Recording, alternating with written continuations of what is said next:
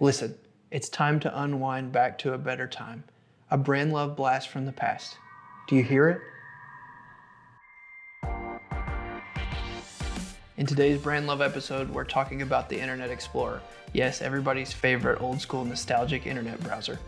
Originally derived from Spyglass Mosaic, Microsoft bought the software in 1995 with the intention to create an internet browser that the world could utilize. Thus, Internet Explorer 1.0 was born. And by the end of the year, another version was released for Windows 95. Can you feel the nostalgia building?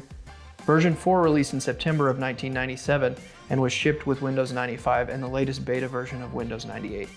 Was also modified to integrate more closely with Microsoft Windows. It included an option to enable active desktop, which displayed the World Wide Web content on the desktop itself and was updated automatically as the content changed.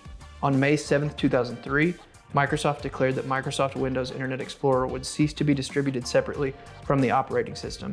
It would, however, be continued as part of the evolution of the operating system, with updates coming in operating system upgrades.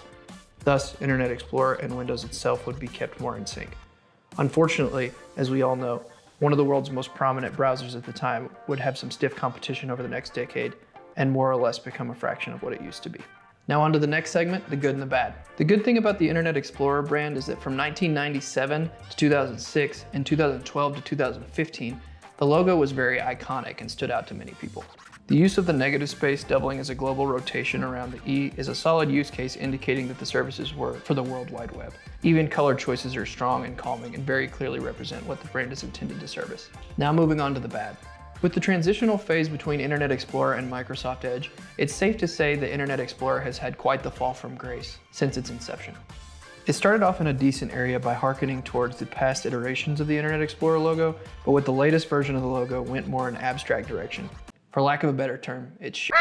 It's done quite the opposite effect of an appropriate rebrand and actually become less iconic over time. Now onto my opinion on what I'd change about the current brand. I know I said I was privy to the original brand and its evolution, but I think at this point you just need to start from scratch. Try something along the lines as the same industry trends that browser icons are at right now, and also a new take wouldn't go unnoticed either. Thanks for joining me on this Brandlove episode. Don't forget to check out our social media down below. Also check out the downloadable resource up at the top. We'll see you in the next one.